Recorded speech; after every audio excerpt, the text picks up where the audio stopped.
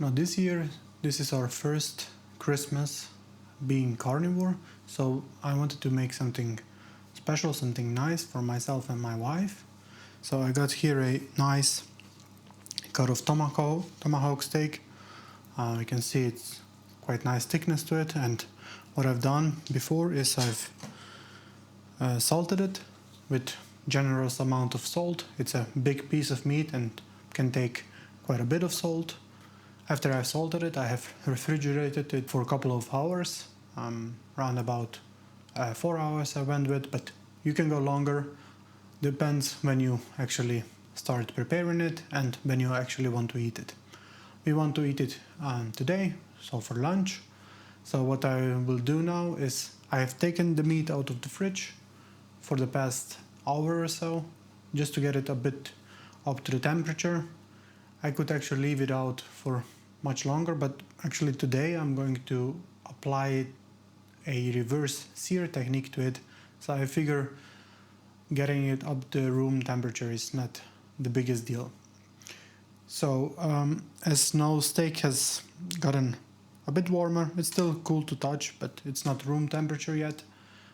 Still, I will just pat it dry with some paper towels, just to make sure that I'm getting rid of as much moisture as possible. And then we'll put it in the oven. I have currently set already the oven at like 150 degrees Celsius, just below that, and on a convection. So I'll just leave it in for maybe 20 minutes or so. I'll take the temperature with my thermal probe, and then we'll see how long it actually takes. So let me just grab some paper towels here and actually pat it dry as much as possible. And I like to put it on this kind of wire rack so that we at least get some airflow beneath it as well. But don't worry about getting any sort of crust on the steak at this point. We will take care of that later in a stainless steel pan. So I'm really making sure that I'm patting it very dry as possible. The more moisture we get rid of in this step, the less will have to evaporate. The meat will dry out more on a surface, and this will enable us to get a better crust later on. And in the oven it goes. It's quite a big piece of meat, so I might turn it around halfway through. So about 10-15 minutes at least, I'll just put it on this side. I'll take another baking pan just to make sure that there is no splatter or to not stain the oven too much. So yeah, just putting it in now.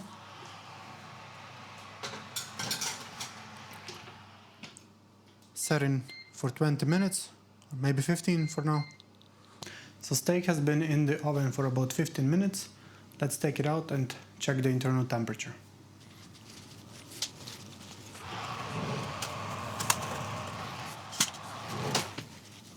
Obviously, we cannot expect any sort of crust at this point. It's not too hot to the touch even, and I can feel it. It's still quite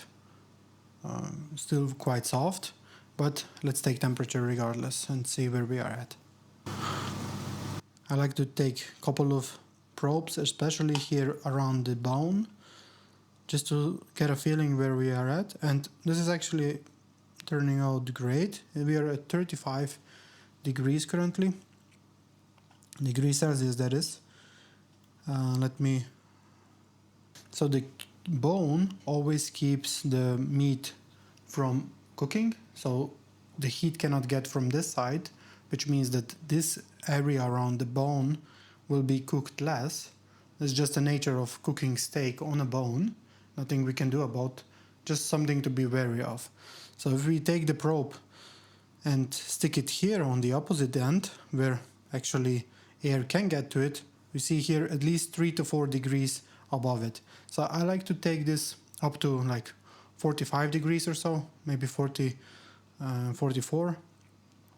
So meaning I'll just put it back in the oven for about 7 more minutes. I'll just flip it once also. It's gonna have some marks now, some grill marks, but obviously not as good as it would be on a grill. So one last temperature check here around the bone on the opposite end also. I mean, always I'm checking in the, yeah, so around 35 degrees Celsius right now. Let me put it in for another 7 minutes, as I said, and we're finished with this step. So as this is going, I'll start to preheat my stainless pan also on a very low heat. I like to do that for a couple minutes, and after it's heated up properly, anyway, we'll take the steak out in the meantime to let it cool a bit, and once it's had time to rest, we will then put it in a stainless steel pan on some beef tallow and just try to get a very nice, as good of a crust as we can. So you can hear in the background our oven is signaling the 7 minutes countdown. So I'll take the steak out now, check the temperature once again, and let it rest for at least a couple of minutes. So we got our steak out of the oven now. Let's take the temperature once again. It's reading around 39 here at the bone, but on the other end we are closer to 44 degrees C, so that's actually perfect, just where I want it. 45 on this end. As it gets thinner and thinner, of course the temperature will be higher, but there's not much you can do in that regard. Here at the bone, 39, almost 40. That's actually perfect. So let's leave it be here for at least 10, I want to say even 15 minutes, and start getting our stainless steel pan up and running. So I got that over there exactly. Yeah, just low and slow. Bring it up the temp on about 5 out of 9 here. And yeah, I'll just let it be, go for a couple of minutes, and then once it's ready, put some beef tallow in and we are good to go. So since we have the oven already prepared, preheated, it's been on 150 degrees C now, I'll just crank it up to like 180 to 200 and start the process of making our homemade bone broth. This is actually quite simple. I'll just put in some beef bones and roast them for a couple of minutes, maybe around 20 to 30 minutes, and then transfer it to the pressure cooker to cook there for at least a couple of hours. So yeah, quick process of getting the bones prepared is, as I said, very simple. I have two types of bones. So here we have a bone which is has some marrow in it. So I try to get as many of these as possible. Usually there is less of them on stock, but at the same time I also have bones which are have some more fat on it, but also some more meat, and we could actually then snack later during the couple of days on that meat. It's actually quite tasty. So, and I have a mixture here, some short ribs, some tail, very much different cuts of beef or different bones. You can see some very nice short ribs with plenty of meat. This will be a delicious snack for those after work snacks, or yeah, like a pre-workout meal for me. That's actually very good. Yeah, let me just put all of these. Hopefully those can fit. Another bone marrow one, and yeah, this fits actually perfectly. This is about 2 kg of, so 2 kilograms of bones that I like to prepare. I know this is a good number, as otherwise we can overcrowd the pan or overcrowd the pressure cooker. So let me just get my hands clean and actually salt these bad boys. So I just, as I said, salting on all sides. Doesn't be too much, but just to give it some flavor. Of course you can add salt later to the end dish. I just find it helpful to draw out some extra moisture whilst it's in the oven. Helps to get everything going. I just turn these around a bit, have them covered on all sides. And I think these pieces are quite fatty on their own already as well, so I will not add any fat to it, but you could go ahead and add perhaps some bacon grease or actually pork lard, or my favorite would be beef tallow. But as I said, we have plenty of fat here already in the oven or in the pan. It will start to render out in the oven and get everything nice and coated. Alright, so let's put this back to the oven and we'll let it run for at least solid 20 to 30 minutes, I suppose. You could go longer, you could go less. Just make sure you don't burn them too much.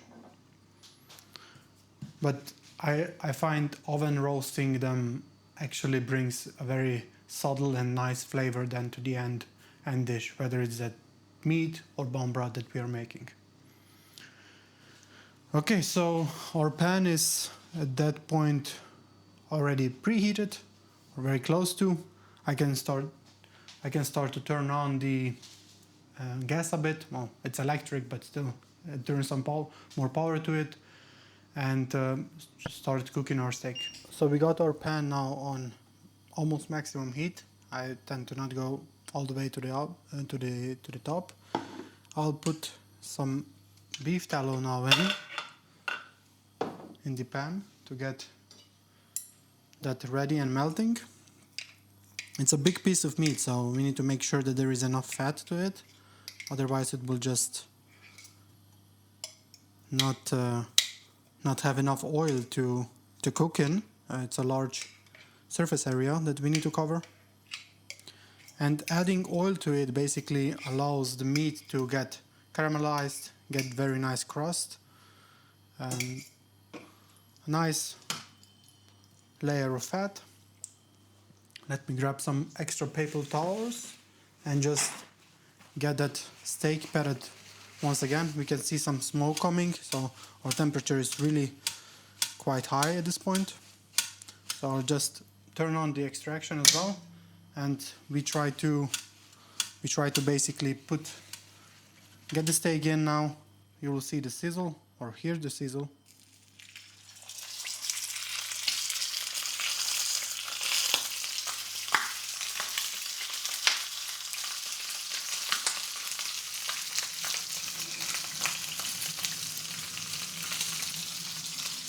We would leave it now on this side for about a minute or two. It's very high heat, so everything will happen super quick, and our meat is already prepared anyway, so you don't need much.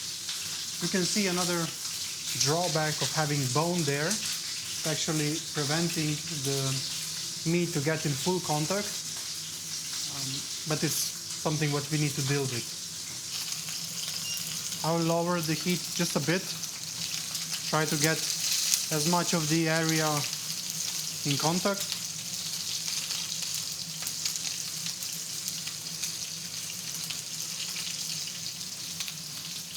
Let me try to flip the steak now, see how we've done. We don't want to overcook at this point, so we need to be quick also.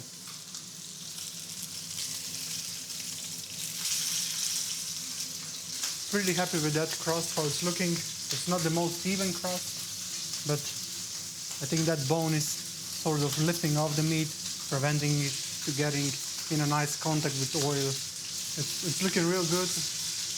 That quite thick layer of oil is helping to save that situation at least a bit. Okay, so let's take a look at this end. Looking pretty well. I'm trying to also on the sides to get some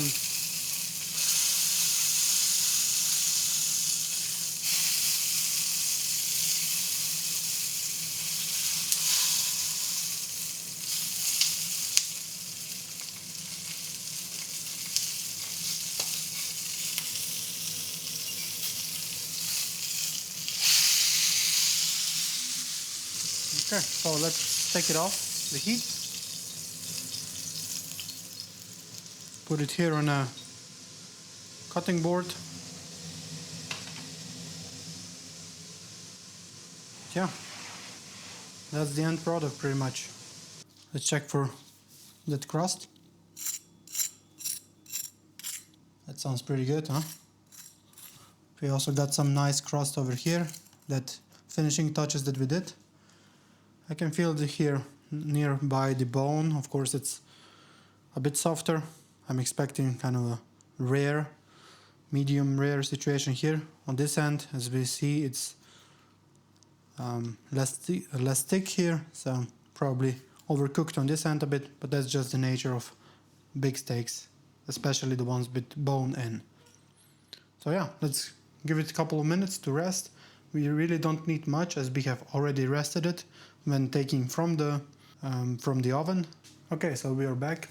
The steak has rested. As I said, it doesn't need much as it has already rested before. So let's cut it in and see how we've done. I'll take the bone off first.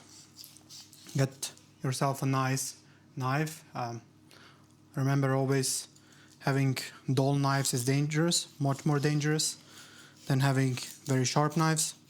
This one is actually very excellent. And you can see here the scenario at the bone. We have quite a bit of rare meat as well, but crust is looking good still. Obviously on the other end, not such a great crust, but that's the nature of the board.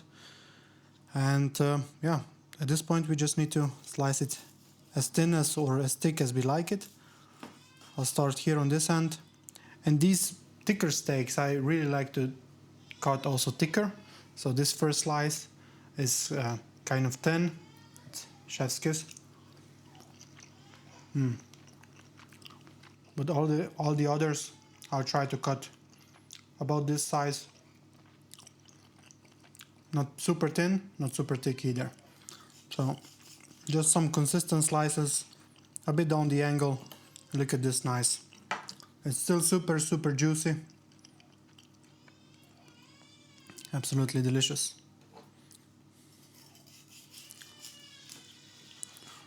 Since the steak is quite thick, I like to cut it a bit thicker as well. And we can see now here, as we come to the center where the steak is the thickest, we will get more and more less done steak, so to say. And that's also quite nice with these big steaks, as then you get a bit of everything. You get some parts which are more done, and then the parts which are a bit more on a rare side. Actually, the more we ate steak on a carnivore, the more we prefer the rare versions. I cannot resist. Absolutely delicious. Let me just cut this up. The salt levels are already quite good where I want them, but I'll still put some more flaky salt on it just as a finishing touch. Yeah, this is turning out just as I hoped, or even better, so really happy with the carnivore Christmas meal.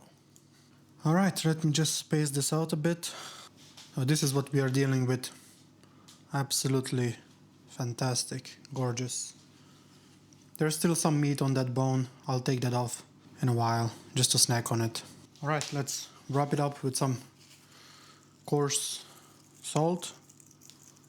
And nice and high. You want to go nice and high so you get very even distribution of salt on the board. And you don't need much, as I said. It's been nicely seasoned before, so yeah, that's absolutely perfect. Let's get one final taste test. I'll go with the cut here, or with a piece here from nearby the bone.